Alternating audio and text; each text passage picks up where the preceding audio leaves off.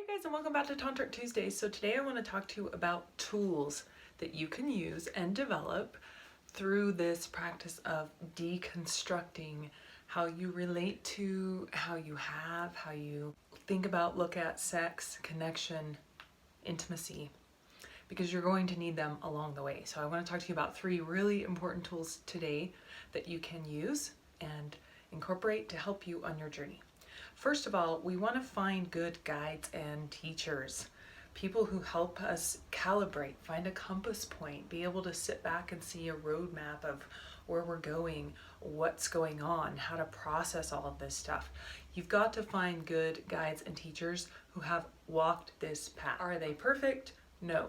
No human being is perfect. But they're putting in the time and the effort, and they're doing their own work, and they've walked this path, and they have some wisdom and some guidance to share with you. So they can be of help and assistance. And I have worked hard to cultivate and look for and find authentic voices and guides and teachers for myself along the way. And I'm going to be sharing those with you. So you're welcome. And the second tool I want to talk to you about today is having a practice of equanimity.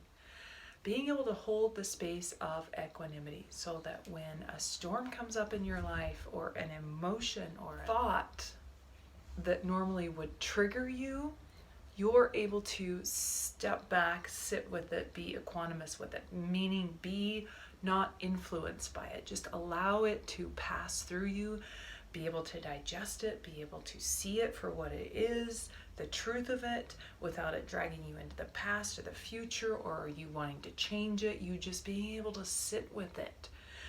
If we can't sit with things as they start to come up, and they will come up through this process, your past history about sex, miseducation, past belief systems that were put on you, just untruths and dumb shit about sex, or even things you don't even realize were in there about sex, because things will come around and smack you right in the forehead through this process, and you'll be like, whoa, where did that come from? I didn't even know I felt like that about that.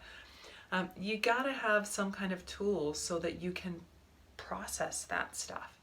In terms of deep meditative practice, especially like the Vipassana sensorial practices, they teach you this skill of equanimity. And this is just being able to hold the present space to see the truth of whatever is happening, not wanting to push it away, not wanting to change it, just being able to sit with it and to allow it to rise up, see the truth of it, and sit with it until you either let it just fall away if it's an emotion or a sensation, or you process it and it goes away, or it doesn't go away and you realize, wow, there's something here to work on. But I have the space of equanimity. It's like a free space for you to be able to safely see the truth and allow yourself breathing room to process it. Or breathing room to just let it come up and out. So in terms of meditation, this would look like, sometimes I'll be sitting in a meditation and there's a sharp pain that comes in, like in my knee or my hip or my shoulder or somewhere in my body, or a sensation of agitation or anger or something that comes up, an emotion that's like, and it's a sensation in my body sometimes even, and an emotion, and I have to go, oh, it starts with a sensation, and then I break it down to go, oh, that's agitation. Okay, well, that's a form of anger. And I just sit with it the whole time, and I'm like, I wonder where this is going to go. I wonder what this is. And I just allow it. Eventually, everything rises and passes. Change is the one inevitable thing we know happens. It's the form of the universe. Expansion, contraction. Things will come up and they will go away. And if we can sit with them in equanimity, we can learn something from them. We can process it. We can play in deeper spaces. So when you're having a fight with your partner, or you're being triggered by some traumatic thing in the past, and you need to speak your truth, you have a ability to set back and have this safe space to do that in. And that's what the process and practice of equanimity that's where it can really shine in terms of this practice of conscious connection and sexuality, and deconstructing the way you look at and think about sex, and reconstructing the way you think about and look at sex.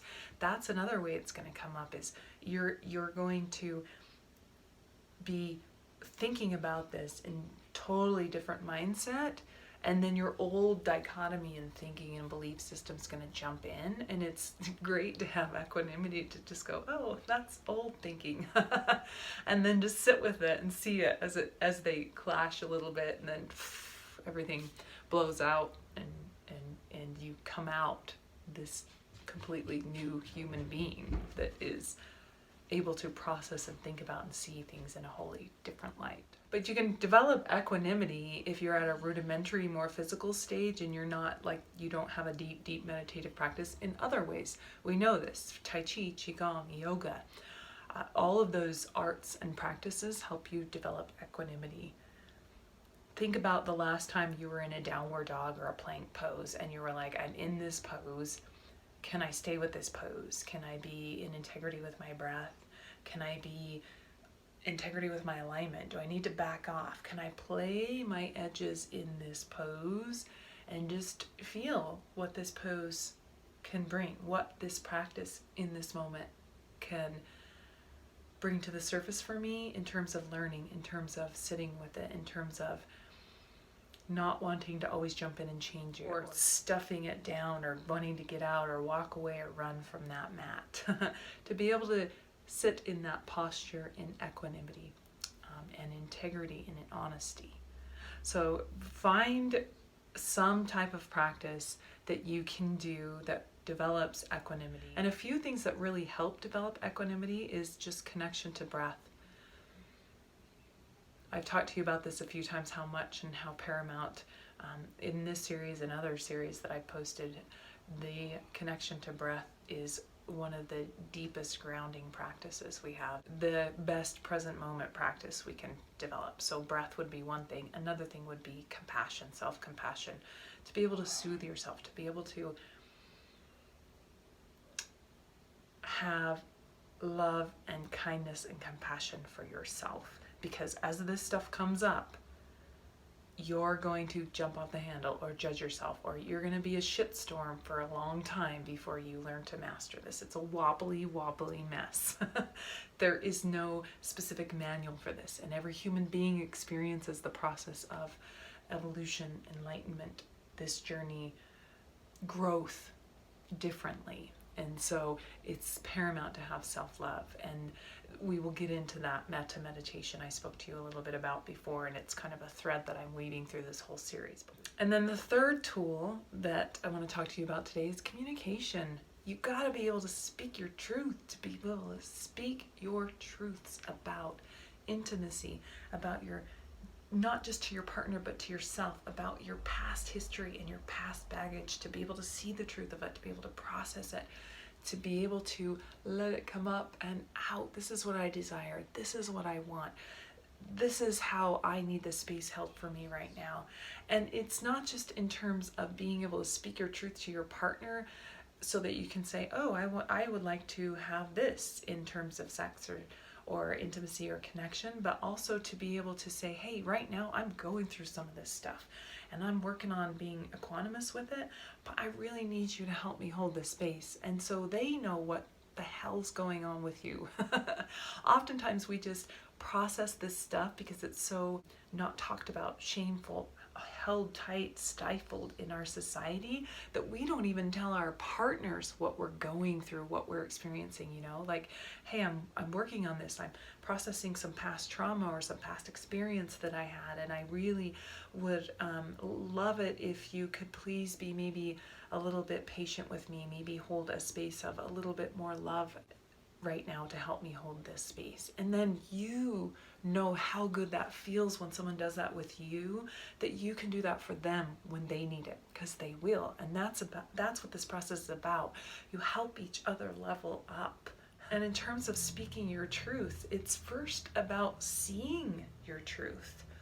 The other week I had one of those ones, remember I said it's going to come around the backside and flip you right in the head? I had one of those moments where I had like this sensation in the back of my neck, and it was just like I was hunched over and I couldn't even stand up, and it was like an anvil was sitting right in the back of my neck, and it was like heat and fire, and I was like, what is this? And I had the fortitude to be able to, and the skills for meditation, process it, and instantaneously shame came to mind.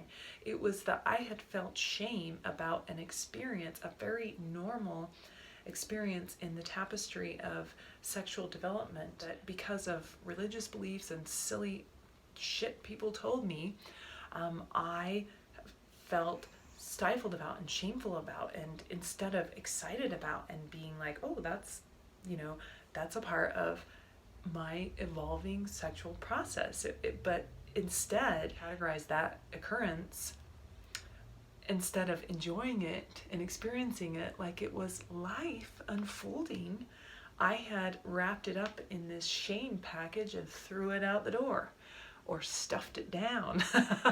And that day it came up. And the reason I know that's what it was is because I went to a quiet place. I gave myself the space to sit in equanimity with it and to process it. And one thing that can help you process these thoughts is the work of Byron Katie, but I sat through and meditatively processed and went, where is this coming from? And when that happened, whew, a truth came up, and I got to see that moment for the truth of what it really was. And so speaking your truth isn't always just the end product of saying what you want and speaking it out loud. Sometimes you have to know what's in there. Sometimes you have to know what's, what your false beliefs are, what your false experiences are, what your negative bias mind or society's bias mind put wrapped around this experience, for you to unwind it and find your truth there. And then to be able to also in other areas just be able to speak your truth literally to yourself and then to your partner. And a few ways that you can do this are connecting to your throat chakra, connecting to those parts in your belly where maybe you store some things, like your root chakra or your hara or your belly chakra, where you may store some stuff, some things that you've stuffed down in terms of this area of sex and sexuality and connection and intimacy. Or maybe it's pain in your heart or trauma there or wherever it is. Start working physically in the body with the sensations, because first of all, it happens to us, then we store it in some place in our body. So get physical with your body, viscerally, sensationally. And you can use practices of Qigong or Tai Chi or yoga also to find a balance and get you back in equanimity once those things come up, so that you can get back to your natural rhythm after you release that stuff physically. And another way I do this is just every single day I try to allow myself, encourage myself to play in an area where whenever the possibility for truth can arise in the present moment, to be equanimous with it and to play with it and let it arise and see the truths.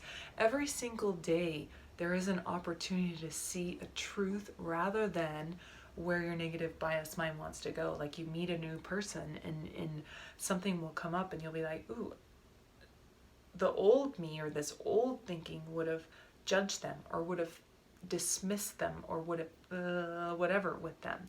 But this new me is going to go, oh, I feel that sensation of judgment or dismissal or whatever it is coming up, and I'm just going to go, oh, I'm going to be equanimous with it. And then I'm going to be present with that person and completely change that interaction from something that would have been a judgmental or old habit pattern situation to a truth. Like, see the truth of that moment. Maybe that person was just trying to be happy, or maybe that person was just trying to speak their truth but they didn't know how, or maybe that person was just trying to get your attention but they did it in a really weird way.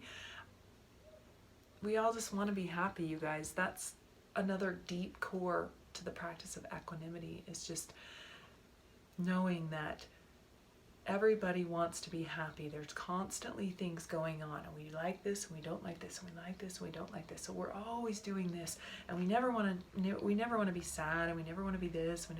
So we're always looking to be happy. So we do all this weird shit because that's what we think brings us happiness. And so we get kind of distracted by that.